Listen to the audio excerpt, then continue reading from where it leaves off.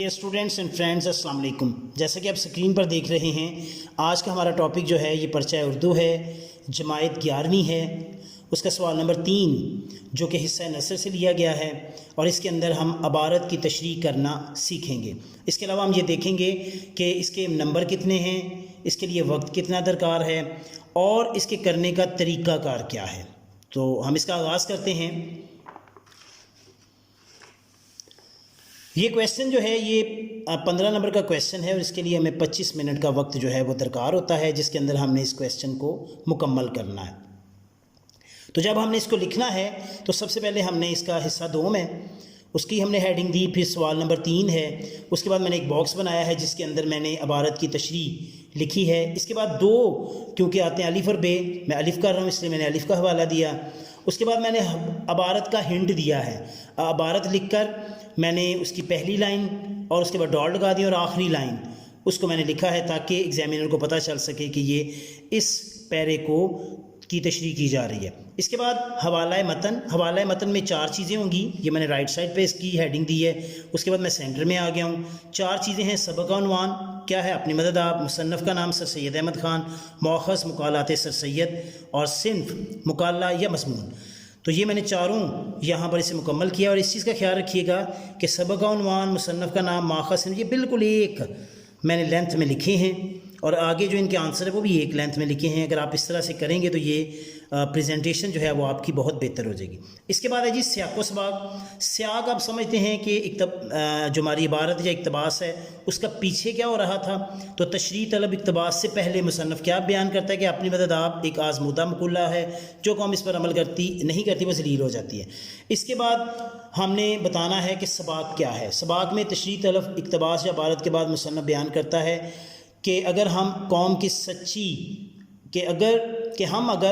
سچی ہمدردی اور خیر خواہی کریں تو یہ ایک معزز قوم بن سکتے ہیں، وغیرہ وغیرہ۔ تو پھر ہم نے اس عبارت کے بعد کیا ہو رہا ہے وہ ہم نے بیان کرنا ہے۔ یہ یاد رہے کہ ہمارا سیاق و سباق کم از کم 8 اور زیادہ سے زیادہ 12 لائنوں تک ہونا چاہیے۔ اس کے بعد ہم نے نیکسٹ ہماری ہیڈنگ ہے تشریح کرتے وقت جن چیزوں کا خیال رکھنا ہے وہ یہ ہے کہ جو ہماری عبارت ہے اس کی جو لینتھ ہے جب ہم تشریح کریں گے تو وہ کم از کم 3 گنا، یعنی اس کا مطلب کیا ہے کہ 3 سے جتنی وہ اگر 10 لائنیں تھیں تو آپ ذہن میں رکھیں کہ 30 سے 40 کم از کم 3 گنا سے مراد ہے 30 لائنیں۔ تو آپ یہ ذہن میں رکھیں کہ اگر اس عبارت کی 10 لائنیں تھیں تو ہم نے 30 سے 40 کے بیچ ہم نے کچھ اس کا تک ہماری لینتھ ہونی چاہیے۔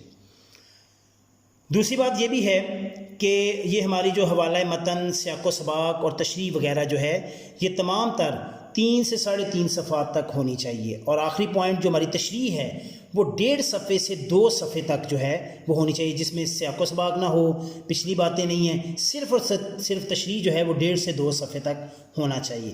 اب یہ ڈیپینڈ کرتا ہے 1.5 سے 2 صفحے آپ کی لکھائی تنگ لکھتے ہیں تو وہ کم جگہ آئے گی، کھلا لکھتے ہیں تو وہ آپ کو تھوڑی لینتھ اور بڑھ جائے گی۔ تو بہرحال ایک جنرل سا فارمولہ یہی ہے کہ 1.5 سے 2 صفحے کی صرف تشریح ہونی چاہیے، اور مکمل جو ہے وہ 3 سے 3.5 صفحے میں آپ کا یہ کویسچن مکمل ہونا چاہیے۔ 15 نمبر ہیں اور 25 منٹ ہمیں ٹائم ملتا ہے۔ تو تشریح کرتے وقت ہم نے یہ دیکھنا ہے کہ انہوں نے اس کے اندر کن پوائنٹس کو ہائی لائٹ کیا ہے۔ آغاز میں ہم اسی طرح سے کر سکتے ہیں کہ تشریح طلب عبارت میں مصنف کہتا ہے، اور اس کے اندر انہوں نے کس چیز کو ہائی لائٹ کیا ہے کہ کسی ملک کی خوبی اور قدر و قیمت اگر آپ نے جانچنی ہے تو اس کا پیمانہ ہے عوام، رعایا، کیونکہ قوم مل کے بنتی ہے افراد سے، اور جیسا اقبال نے کہا تھا کہ افراد کے ہاتھوں میں ہے اقوام کی تقدیر، ہر فرد ہے ملت کے مقدر کا ستارہ۔ تو لہذا کسی بھی ملک کی اچھائی کا انحصار اس کے عوام کے کردار پر ہوتا ہے، اور اگر اس کے ملک کی رعایا جو ہے اس کے طور طریقے، رنگ ڈھنگ، رسم و رواج، اخلاق و عادات، تہذیب و شائستگی عمدہ ہے تو حکومت بھی عمدہ ہے، اور اگر ایسا نہیں ہے تو حکومت بھی بری ہوگی۔ تو مصنف نے بیان کیا ہے کہ قومی ترقی کے لیے 4 اہم نکات جو ہیں وہ عوام میں ہونے بڑے ضروری ہیں۔ پہلا نکتہ کیا ہے کہ انفرادی لحاظ سے محنتی ہوں۔ بھائی جو قوم محنتی نہیں ہوتی وہ ترقی نہیں کرتی۔ جیسے قرآن میں کہا گیا ہے وَلَيْسَ الْإِنسَانَ إِلَّا مَا سَعَىٰ، کہ انسان کے لیے صرف وہی ہے جس کی کوشش خود اس نے کی۔ دوسری خوبی کیا ہے وہ یہ ہے کہ ہر فرد ذاتی عزت کا احساس ہو. جب وہ ذاتی اسے عزت کی فکر ہوگی تو دوسروں کی بھی فکر ہوگی, اور جب سب ایک دوسرے کی عزت کریں گے تو ملک کی بھی عزت. تیسری بات جو خوبی اس نے بیان کی ہے وہ یہ ہے کہ ہر فرد جو ہے وہ ایماندار ہو. اب جب ہر کوئی ایمانداری سے کام کرے گا تو قومی ترقی آگے زیادہ سے زیادہ ہوگی.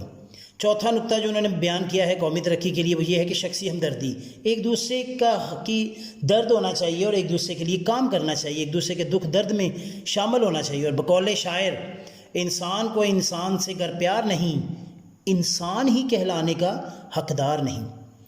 تو مصنف نے جو اوصاف بیان کیے ہیں دراصل کسی قوم کی ترقی کے اسباب ہیں جن کو بروئے کار لا کر قوم ترقی کر سکتی ہے. اور اس کے ساتھ ساتھ اس نے اس تحریر کے اندر یہ بھی بتایا کہ قومی زوال جو ہے اس کے اسباب کیا ہیں. تو وہ قومی زوال کا جو سب سے پہلا جو قوم زوال کی طرف جاتی ہے اس کا سب سے پہلا پوائنٹ کیا ہے؟ سستی اور کاہلی. بھائی جس قوم نے کام ہی نہیں کرنا, سستی اور کاہلی میں پڑی ہے, وہ کیسے آگے بڑھے گی؟ وہیں بیٹھے بیٹھے ناکامی اور زوال کی طرف جائے گی. دوسری بات جو کی گئی ہے, دوسری جی شخصی بے عزتی. اگر ایک دوسرے کی عزت کا احساس نہیں ہوگا تو ظاہر ہے قومی عزت اور وقار کا بھی لحاظ نہیں ہوگا. تیسرا جو زوال کا سبب ہے وہ ہے شخصی بے ایمانی. اگر افراد بے ایمان ہوں گے تو ظاہر ہے اپنی ذمہ داریوں کو آسان طریقے سے نہیں کریں گے اور جس سے کیا ہوگا؟ قومی زوال کی بنیاد ثابت ہو جائے گی. اسی طرح چوتھی شخصی خود غرضی ہے. تو خود غرض قوم انسانی ہمدردی سے محروم ہوتی ہے, اسے صرف اپنی فکر ہوتی ہے, اس لیے معاشرہ قوم ترقی نہیں کرتی. اور آخری بات زوال کیا ہے کہ ذاتی برائیاں.